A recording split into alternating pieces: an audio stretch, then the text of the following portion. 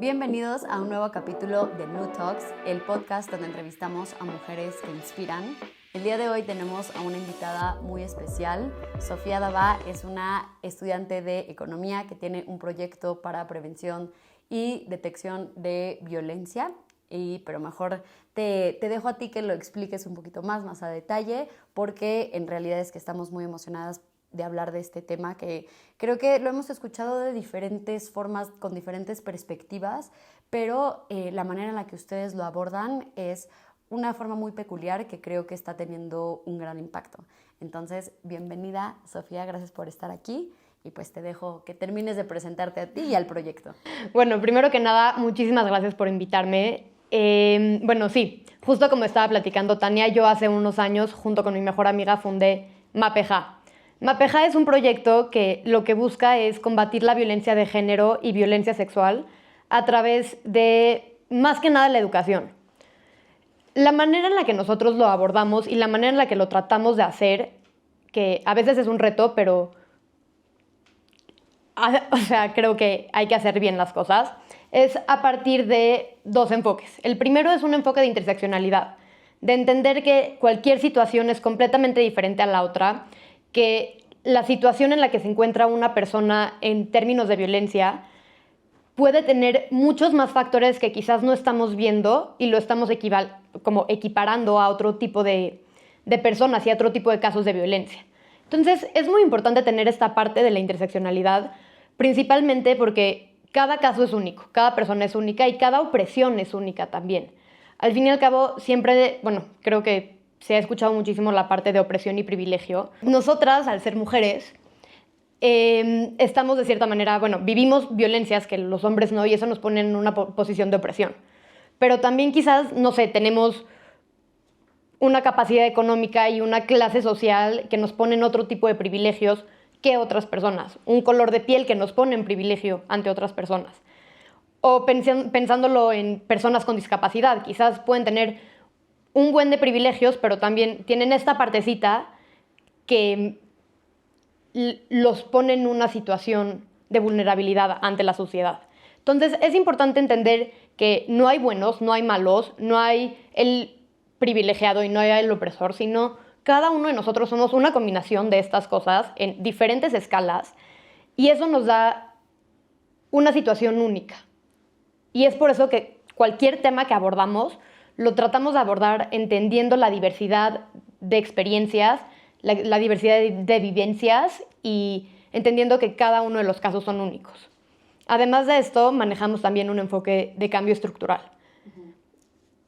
Muchas veces lo que vemos, no sé, cada 8 de marzo en la mayoría de los lugares, llámalo empresa, escuela, tienda de ropa, que luego ya saben cómo es el purple washing, todo el mundo busca poner curitas. Dicen, ok, hubo un escándalo de hostigamiento sexual en una empresa y corrieron a la persona. Buenísimo. Pero ¿y después qué? O sea, ¿qué me asegura que no va a volver a pasar? ¿O quién está cuestionando la estructura que permitió esto? Entonces, no se trata nada más, en ningún caso, de sancionar o tomar nada más una acción inmediata. Y es por eso que nosotros nos basamos más que nada en la educación. Porque es esta parte lo que nos ayuda a entender como sociedad y ir entendiendo poco a poco cuáles son estas acciones culturales, sociales, que tenemos, pues, de cierta manera programadas por todo lo que vimos en la tele, en los anuncios, en el radio, lo que oímos, lo que vimos, lo que, en general, cualquier cosa que nos rodea, forma de manera inconsciente una cultura, y en este caso es una cultura que de cierta manera sí se basa en violencia de género y sí se basa en violencia sexual. Entonces, claro, es muy importante atender los casos de violencia que ya hay, pero también es importante cuestionar la estructura que los permite. ¿A qué te refieres? Y para, no sé, las personas que nos estén escuchando, que no sepan qué es la violencia de género, ¿lo podrías explicar? Sí, claro. La violencia de género es este tipo de violencias que, valga la redundancia, pero así es como está la definición, son violencias que se dan por causas de género. Es decir, yo te puedo violentar a ti y te puedo pegar, pero quizás el que yo te pegue o el que yo te moleste o el que yo te diga tonta no tiene que ver como tal con el hecho de que seas mujer o no. Lo que sí viene y lo que sí se categoriza como violencia de género es cuando en cualquier interacción de violencia de cierta manera se interlazan todas las expectativas o todos los roles de género que vienen detrás de. Entonces, una violencia, o sea, si yo te pego nada más porque pues estoy enojada, eso no sería quizás violencia de género. Pero si yo te pego porque te dije, oye, ve a la cocina, tú eres mujer, eso es tu rol y tú no lo quisiste hacer y por eso yo creí que estoy en el derecho o la manera en la que quieras, yo decido violentarte, ahí es en donde se interlaza la parte de género.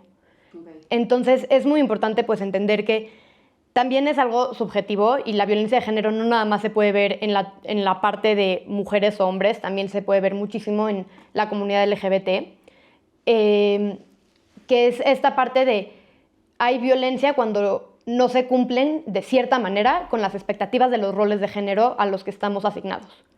Ok.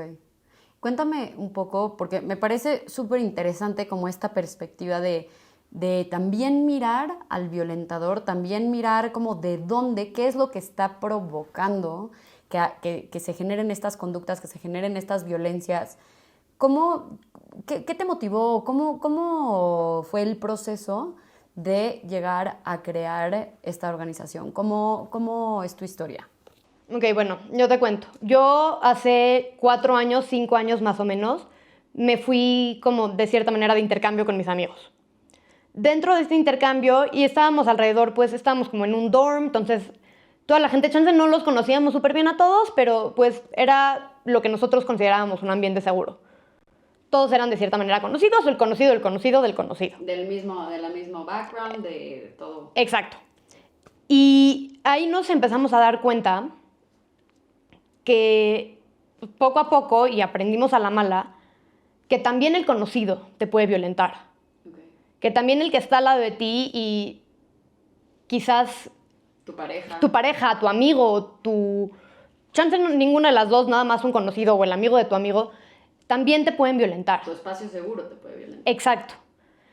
La mayoría de los casos de violación no suceden por extraños, suceden por conocidos. Y esto también nos enseña que no es algo como o sea, tendemos a ver o tendemos a pensar en los violadores o no nada más violadores, voy a hablar de perpetradores en general porque quizás no todos cometen la violencia de violar, pero también pues hay muchos otros tipos de, no sé, violencias sexuales que se pueden perpetrar o violencias físicas. Tendemos a ver a esa gente como si estuviera fuera de la sociedad, o sea, los vemos como personas que... Como alguien caminando en la calle sospechoso con bigote, ¿no? O sea, como un estereotipo. O alguien con algo en la cabeza, algo que tiene mal. No, pues es que tiene tendencias violentas. A mí me pasaba mucho que, o sea, recientemente que estuve ayudando a manejar un caso de violencia, escuchaba mucho, ay, pero es un niño súper bueno, es un niño súper carismático, ¿cómo haría eso? Y es que lo que no nos damos cuenta es que evidentemente es gente carismática, es gente que encaja bien en la sociedad y que desafortunadamente vivimos en una cultura en donde no tienes que estar loco, no tienes que tener algún tipo de patología para cometer estas violencias. Obviamente no estoy diciendo que son personas completamente buenas de corazón, pero también tenemos que entender que esta idea no vino de la nada. O sea, es una persona que pues, se crió en una sociedad patriarcal, se crió en una sociedad en donde la violencia es normalizada. Entonces, que una persona que se haya criado en un ambiente en donde la violencia es normalizada, violente, no necesitas tener ninguna patología, no necesitas tener algo, o sea, no diagnosticado. Ajá, o sea... Y entonces, o sea, ustedes estando como en este espacio que ustedes le llamaban seguro, ¿se dieron cuenta que existía una violencia de género y una violencia sexual? Exacto. Nos empezamos a dar cuenta de eso y quiero regresar un poco a la parte que me preguntaste del perpetrador. ¿Cómo lo detectas o que no nada más lo detectas como violador? Creo que hay que entender que la violencia de género o la violencia sexual tienen muchísimos aspectos. Y la mayoría de esos aspectos son invisibles. O sea, está el término de iceberg de la violencia de género, en donde nada más vemos la punta, nada más vemos el feminicidio, nada más vemos la violencia física, nada más vemos la violencia en el divorcio o patrimonial. Pero debajo hay muchas otras violencias que quizás nosotros mismos también podemos ser perpetradores de ellas de una manera inconsciente. Exacto. Entonces, decir quién es el perpetrador o quién causa la violencia de género, obviamente cada quien a su escala causa más o menos violencia de género, pero tenemos que entender que somos todos. Y todos también, me incluyo a mí, te incluyo a ti, y no por decir todos somos malos y todos tenemos las peores intenciones, para nada. Nada más todos nos criamos en este mismo ambiente, en donde todos prendíamos la tele y veíamos, un anuncio de coches, y la manera en la que te vendían el coche era sexualizando a una mujer. Claro. Viene como dentro de nuestra cultura y más al haber crecido en una cultura machista más. Definitivamente. O sea, de hecho, hay un estudio muy interesante, si quieres luego te paso la cita. Se hizo no soy experta en ciencia, pero más o menos a partir de lo que entendí, se hizo un estudio en donde se pusieron a muchísimos hombres a ver pornografía. Y hay dos áreas del cerebro que se podrían haber prendido. Está la parte que trata con humanos y está la parte que trata con objetos. La parte del cerebro que más se activa cuando un hombre ve pornografía no es la parte de humanos, es la parte que trata con objetos. Toda la vida, de cierta manera, vivimos en una cultura en donde siempre se ha visto, en cierta manera, se ha visto a las mujeres como un objeto, y no por, sí, de una manera de deshumanizar, pero también como un objeto de consumo. Y lo podemos ver en las cosas más chiquitas. ¿Por qué las mujeres no pagamos cover en el antro? Porque somos el objeto de consumo. Qué interesante, qué fuerte. Y nosotros todo siempre festejábamos, ¿no? De bueno, sí, es gratis. Es gratis y es buenísimo. ¿Por qué? Porque les conviene que hayan mujeres, porque luego va a llegar el hombre. Bajo este sistema y bajo esta idea de cultura, va a llegar un hombre, te va a invitar un shot. Y entonces ya consumieron los dos. Y acá viene otro problema. ¿Por qué te está invitando el shot? Porque quiere ligar contigo, porque quiere algo de ti. Y no estoy diciendo que siempre que alguien liga con otra persona es violencia. Pero tenemos muy normalizado, y creo que ya en generaciones más chicas me ha tocado ver que no es el caso, pero mínimo a mí todavía me tocó, y estoy segura que a ti, le voy a dar un shot para que afloje. Entonces, toma un shot, toma 2 shots, toma 3 shots, está padrísimo. El antro, pues está recibiendo dinero, ¿no? Está vendiendo shots. Tú te estás poniendo ya de cierta manera en una situación en donde ya no estás quizás tan consciente para poder decidir si quieres consentir o no. Sí, qué tema tan delicado. Y eso se ve muy normal. Qué interesante esto que dices, que las nuevas generaciones están teniendo una reacción diferente. Yo que también trabajo en secundarias y preparatorias y hablamos de sexualidad y alcohol y consentimiento, como que la respuesta sí es un poco distinta en estas nuevas generaciones cuando yo les digo, bueno, hombres, si ven que una chava está muy borracha, que no está viendo derecho, que digamos, no va a tener todas las herramientas para consentir, ¿qué hacen? Y todos automáticamente, que digo, también hace unos años podrían contestar lo mismo, pero se ve como genuinamente dicen como de, no, ni me la ligo, ¿no? Como que ya no es, digamos, algo que llama la atención. Pero cuéntanos un poco, entonces en el proyecto, para regresar un poco a la historia, ¿te das cuenta que existe este fenómeno, que existe esta área de oportunidad de cómo se están abordando los casos de violencia sexual, los casos de violencia de género, y entonces creas esta organización? ¿Y cómo están actuando hoy en día? ¿Cuáles son las acciones que están haciendo hoy en día con la organización? Bueno, justo lo que nosotras nos damos cuenta es Y la manera y la razón por la que surge y la razón por la que estamos actuando de la manera en la que estamos actuando es porque nos dimos cuenta que a mí nadie me enseñó consentimiento. A mí nadie me enseñó que era violencia de género. A mí nadie me enseñó que era violencia sexual. Entonces empezamos a trabajar por ahí, que es lo que a mí me hubiera gustado aprender. Y al fin y al cabo, al tener una diferencia de edad con la gente de prepa, pues tan corta y bueno, cada vez se nos va alargando más y cada vez se hace un poquito más grande la brecha y ya vas a una escuela y ya te sientes vieja, ¿no? Ya no conoces a nadie. Pero como que sí fue un poco de qué es lo que nos faltó a nosotros saber, qué es lo que nos faltó a nosotras cuestionar. Porque nunca cuestionamos la parte del alcohol, porque yo estaba lo más feliz y diciendo, buenísimo, shots gratis y hasta, no sé, como que teníamos... como decíamos. Claro, luego ibas como, no, sabes que ya me dio flojera pagar y ibas a ligar la mesa de un niño. Chance ya no querías con él, pero pues era parte de la cultura. Y fue darnos cuenta que nadie nos enseñó que estas cosas no estaban bien.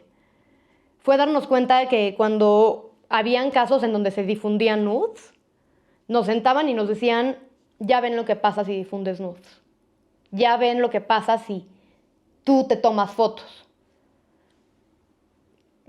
Yo creo que cada quien puede hacer lo que quiera y no soy quien para juzgar, pero ¿por qué nadie me está diciendo, ya ven lo que pasa cuando reenvían? Ya ven lo que pasa cuando violan la privacidad.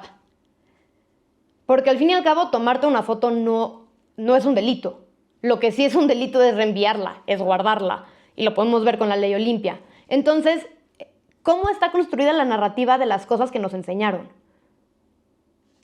Tenemos una narrativa de culpar a la mujer. La víctima. Claro. Revictimizar. Definitivamente. Y pues es súper importante empezar a entender y cuestionar todas estas conductas. Entender que puede haber violencia dentro de un noviazgo. Entender que no porque sea tu novio no significa que no te violó. Entender que no porque sea tu amigo significa que estás segura. Y a ver, yo no soy quien, y no es una manera de demonizar absolutamente a todas las personas, ni a todos los hombres. Solamente es una cuestión de entender que muchas veces nuestro espacio seguro tampoco ha sido siempre un espacio seguro y que es importante cuestionar lo que nosotras vemos como un espacio seguro. Claro, y tampoco confiarnos. Claro.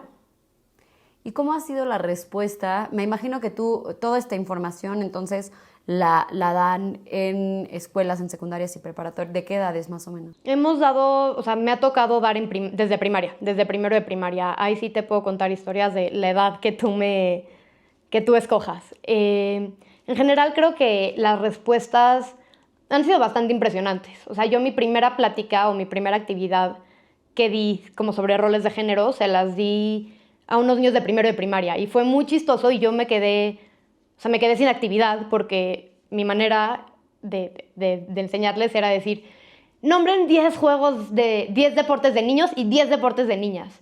Y las niñas empezaron a nombrar fútbol, básquet, y yo como que... Te dieron la vuelta. Me dieron la vuelta, me quedé callada y dije, ¿cómo? ¿De dónde sacas que el fútbol es un deporte de niñas? Nadie me había hecho una cara tan fea como esa niña en ese momento. ¿De dónde sacas que el fútbol no es de niñas? A mí me encanta jugar fútbol, claro que es de niñas. Creo que desde ahí me di cuenta que ya estamos creciendo diferente. Y también ahí yo me podría cuestionar en dónde también es donde se pierde, digamos,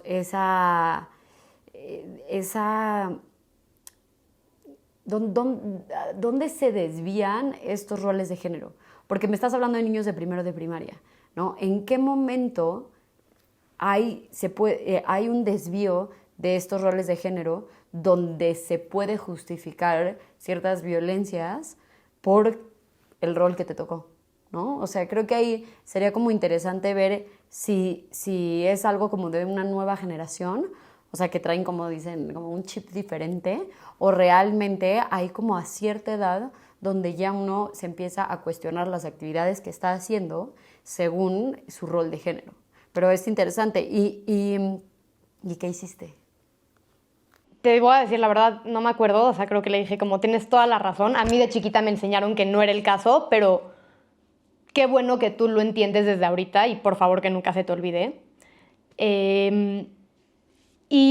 Para responder un poquito tu pregunta, yo sí creo que es un cambio, una cuestión generacional. Y no es porque las nuevas generaciones nacieron con un chip diferente. No es porque las nuevas generaciones se fueron a programar de otra manera o la cultura woke los está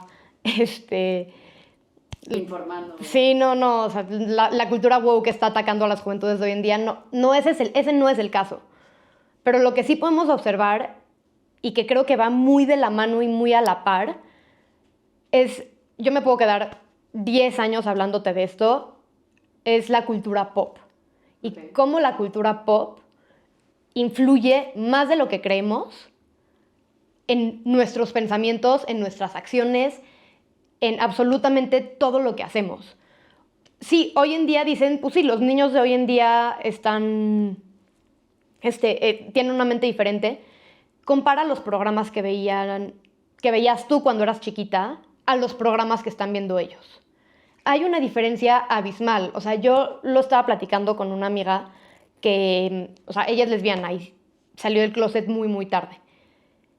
Una de las razones por la que le costó tanto trabajo salir del closet fue porque no estaba segura ni siquiera de lo que era la identidad lesbiana. Porque no lo ves en ningún lado. Porque todos tus personajes de cualquier tele, de cualquier película, de cualquier programa, la mayoría son heterosexuales. Entonces, ¿cómo te puedes identificar? ¿Cómo puedes decir, ¿sabes qué? Con este personaje yo me identifico si no tenemos esta parte en la cultura? Y fue como, al mismo tiempo, mientras platicaba con ella, estábamos platicando las dos con una niña de 12 años que estaba como justo en su camino de descubrir la sexualidad. Y para ella fue mucho más fácil porque nos decía, la verdad soy malísima con nombres de programas o personajes, pero nos mencionaba 2, 3 personajes y nos decía, sí, este personaje de esta película que aparte es lesbiana y está guapísima y me encanta, y como que ella se da cuenta porque le empiezan a gustar este tipo de personajes que actúan como ella. A mí me gustaba, no sé, Spider-Man, la verdad, no es el caso, pero no se me ocurrió ningún otro nombre. A mí me gustaba Spider-Man y era mi crush Spider-Man, y como que yo siempre me identifiqué con mi crush Spider-Man y yo así crecí. Pero cuando no tienes una representación en la tele, cuando no tienes algo que te enseñe cosas que están bien y cosas que están mal, o si tú tienes normalizada una conducta y la ves una y otra vez en 45,000 programas, pues claramente se nos va a quedar. Y entonces, más allá como de esta prevención, ya hablamos, ¿no? Se necesita educación, se necesita un cambio en la cultura, ¿no? Se necesita que nos hablen y nos nombren de qué es un rol de género, cuáles son los tipos de violencia invisibles. Más allá de eso, ¿ustedes les ha tocado también como atender casos de violencias o nada más se encargan en la parte de la prevención? Nos ha tocado que se nos han acercado a pedir. Justo por eso hicimos un convenio con otra organización, se llama Asociación Menor A, y ellas son psicólogas profesionales. No están tan metidas en el tema de género, pero al ser psicólogas profesionales encargadas en manejo de crisis, hemos hecho una muy buena mancuerna entre su experiencia y su profesionalismo con todo lo que nosotras hemos estudiado y aprendido sobre temas de violencia de género. Entonces, esta mancuerna nos ha ayudado a poder dar una mejor respuesta a cualquier situación y poder dar las recomendaciones adecuadas. Al fin y al cabo, si tú me vienes y me dices, fui víctima de violencia, o no sé, soy directora de una escuela y pasó un caso de violencia, es muy importante también tener una reacción adecuada. No sacar 45 peritos y que le hagan contar a la niña la historia 25 veces porque es revictimizante, es psicológicamente horrible, o sea, no es la manera. Y tampoco es la manera decir, hubo este caso, vamos a correr a esta persona y nunca vamos a volver a hablar de esto. Claro, que pasa muchísimo en escuelas y en instituciones. Claro, y la cosa es, no se trata de nada más tener un enfoque punitivo. Yo personalmente sí creo un poco en la importancia del enfoque punitivo, pero porque creo que el enfoque punitivo nos enseña algo. Y si tú no estás dejando que tu enfoque punitivo enseñe, entonces tu enfoque punitivo no sirve de nada. Si vas a correr a la persona, asegúrate que antes de que esta persona se salga de la institución, haya entendido bien por qué lo que hizo estuvo mal. Yo, conozco un caso de una persona que sí, evidentemente, lo corrieron de una institución por violencia sexual y violencia de género. Hasta hoy en día esta persona no termina de entender por qué lo que hizo estuvo mal. Y sigue diciendo, me tocó, pero no termina de comprender cuáles fueron las implicaciones que lo que es sus acciones. O sea, puede llegar a pensar que es exagerado, que Quizás, o sea, sí. su castigo llegó a ser exagerado. Ajá. Y no nada más él, quizás la gente de alrededor. O nada más se crea otra vez esta narrativa de decir, ya es que ya no puedo tocar a una niña porque entonces ya soy violento. Hay tanta narrativa de eso, hay tanta narrativa y yo veo a tantos hombres como asustados de que con cualquier cosita que hagan los pueden acusar de violencia de género, que sí digo, no entienden nada. ¿Por qué? Porque chance lo que hizo tu amigo es mucho más grave de lo que tú sabes y por eso lo corrieron. Que yo creo que es importante darles las herramientas para que entiendan estos conceptos. Yo, igual en las preparatorias donde hablamos justo de violencias, y he también notado que hay muchos chavos, muchos jóvenes que están muy asustados en cómo ligar, cómo acercar, qué tipo de acercamientos tener, que no parezca que me estoy pasando de la raya, que no esté intimidando a quien sea que me estoy ligando. Y mucho de lo que yo trato de explicarles es, así como nosotras como mujeres, desde hace tanto tiempo nos enseñaron a estar alerta de red flags o de situaciones que nos puedan poner en riesgo, ¿no? Como notar conductas de ciertos hombres que nos puedan dar información de si esta persona puede llegar a violentarme o puede llegar a tener cualquier tipo de violencia sexual. Yo trato, y creo que es importante que todos los responsables de difundir estos temas les hagamos entender a los hombres de estas edades que ellos también pueden estar en una situación en la que haya una mujer con malas intenciones que decida utilizar cierta experiencia, cierta información, cierta conversación en su contra, ¿okay? Porque así como hay hombres con malas intenciones, también hay mujeres con malas intenciones.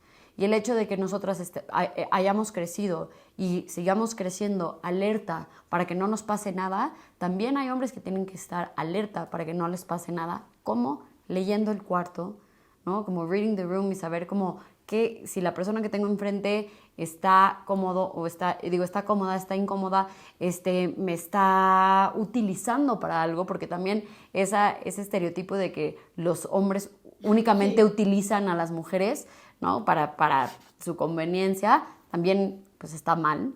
Entonces creo que es importante educar igual en cómo prevenir violencia de un lado y del otro, para que no tú como mujer seas violentada, también cómo no violentar, y igual con los hombres, cómo no ser violentadores y cómo no llegar a ser víctima de violencia de género. Y creo que, o sea, me encantaría tener obviamente el tiempo del mundo para que nos digas como puntualmente cómo detectar la violencia, cómo prevenir la violencia, cómo sacar a alguien de un círculo de violencia. Me gustaría que nos dejes con algunos puntos importantes que tú creas, así una guía rápida para detectar y prevenir la violencia, para que cualquier persona que nos esté escuchando pueda pues casi escribirlo, llevárselo a casa y utilizarlo si es que lo va a llegar a necesitar. Ok, claro. Si te puedo apoyar o sea, si puedo dejar un mensaje, creo que sería, entendamos bien qué es el consentimiento. El consentimiento toda la vida nos los han enseñado como no es no. Y claro, es una definición de cierta manera válida, pero entonces esa definición de consentimiento que todos tenemos no explica por qué hay otro tipo de actitudes que están mal. Porque si mi novia, al final, bueno, después de insistir mucho o después de cualquier otra cosa, accedió, ¿por qué entonces yo violenté? Si ella accedió. Y entonces ahí es en donde nos tenemos que dar cuenta que esa definición de consentimiento está súper incompleta. El consentimiento es algo mucho más complejo que eso y debemos entenderlo como eso. Voy a sonar muy técnica, pero bueno, el consentimiento tiene básicamente 6 partes, que si no se cumplen estas 6, no hay consentimiento. La primera es la parte de información. Si el consentimiento no es informado, y aquí va, por ejemplo, este concepto de tú y yo acordamos que íbamos a tener una relación sexual con condón y a la mera hora yo me lo quité. Entonces tú ya no tienes la información completa.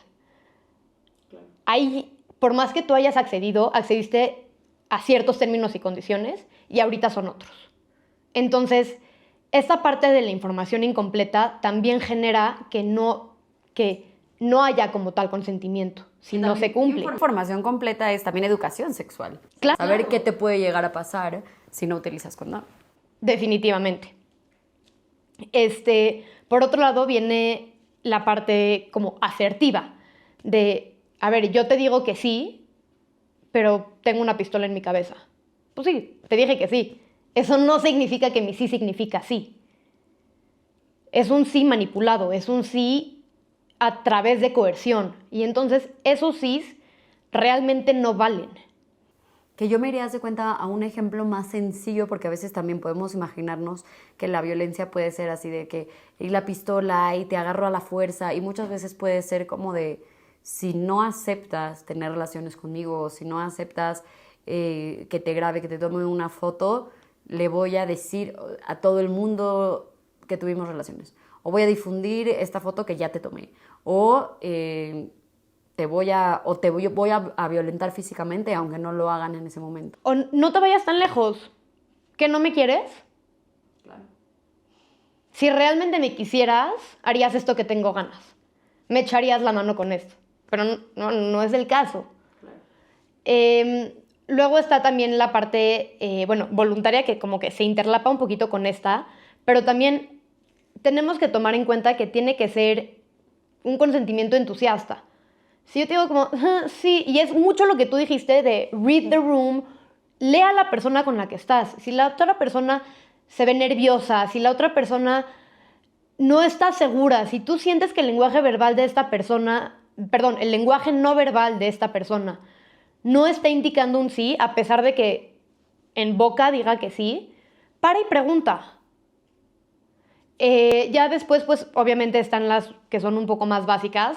Tiene que ser continuo, o sea, si ya aceptaste a A, no significa que vas a aceptar a B.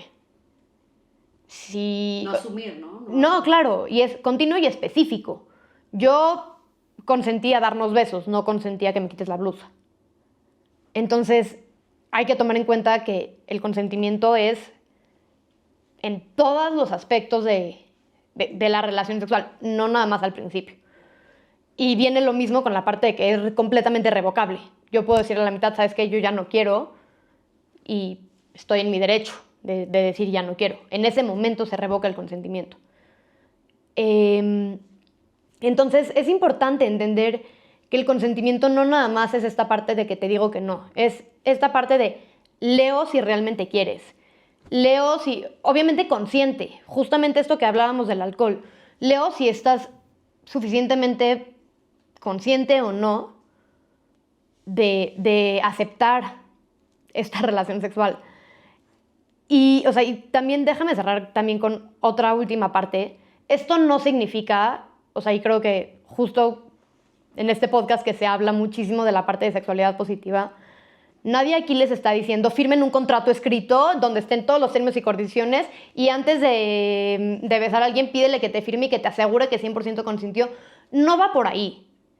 Va por nada más el hecho de entender, o sea, no va tanto, no tengas miedo a que la otra persona diga que la violentaste. Ten miedo a violentar. Wow. Porque eso es lo que... Y no lo hagas porque te da miedo que te metan a la cárcel o que te tachen de violador. Hazlo porque no está bien. Y hazlo porque entiendes cuáles son los efectos negativos que puede tener ante cualquier otra persona el hecho de que tú la hayas violentado sexualmente. Entonces, no se trata de a cada rato parar y decir y pedir quizás este contrato verbal, que yo sé que sí es lo ideal, pero seamos realistas, este no es el mundo en el que vivimos. Y yo sé que básicamente, pues si ya tomaste un shot, entonces ya estás medio mareada, entonces técnicamente ya no podrías consentir.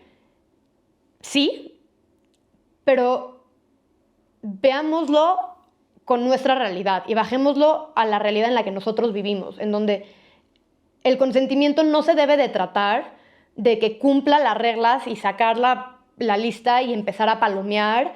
Se trata de que nosotros interioricemos lo que es consentimiento, interioricemos lo que está bien y lo que está mal, y a partir de ahí empecemos, y a partir de ahí leamos. No se trata nada más de preguntar a cada rato si está de acuerdo, se trata también de estar al pendiente de cómo van sus reacciones. Claro, comunicación no verbal. No nada más yo te digo a ti, sino tener como ciertas pausas que hasta, bueno, en temas de sexología, como justo esas pausas también te van a ayudar a, más allá de si estoy cruzando una línea o no, si está disfrutando o no, si está gozando o no, si hay placer sexual o hay algo que yo podría cambiar o que mi pareja podría cambiar para que sea un ambiente más agradable para ambos. Claro. Pues, Sofía, muchísimas gracias por haber venido a este espacio. Creo que todo lo que dices es información muy valiosa, información que tenemos cada vez que difundir más para que cada vez hayan menos casos de confusión, porque muchas veces entiendo, y porque me ha tocado también trabajar con gente de esa edad, que la misma confusión puede como llevar a conductas que como no sabías los resultados o no sabías qué tanto podría llegar a afectar lo que tú estás haciendo, entonces lo haces por presión social, porque lo viste en la pornografía, porque lo viste en alguna serie. Entonces creo que es información que hay que difundir, que hay que poner en la mesa. Creo que están haciendo una labor bien bonita, bien padre, y pues mucha suerte. No sé si quieres compartirnos las redes sociales de MAPEJA para que puedan como conocer como toda esta información que están difundiendo, algún lugar donde puedan igual como contactarlas. Claro, bueno, nuestro Instagram es @mapeja, MAA PEJA. La página de internet está a punto de salir, todavía no la tenemos completamente lista, pero ahí también van a poder descargar diferentes recursos en donde va a haber información y pues contactarnos en el caso de que quieran o necesiten alguna plática específica. Tenemos ya pláticas pues ya diseñadas que ya tenemos experiencia dando, pero también somos buenas creando nuevas cosas. Entonces, cualquier cosa que necesiten, cualquier plática de prevención en la que podamos generar conciencia, pues estamos mucho más que abiertas. Súper. Pues muchísimas gracias. Recuerden suscribirse al canal de YouTube, al canal de Spotify, darnos follow, seguirnos en nuestras redes sociales @nud.mx, nud se escribe NUD, y mi Instagram es @tantabú, tan.tabú, con U al final. Y pues eso es todo por hoy. Nos vemos en la que sigue. Muchas gracias.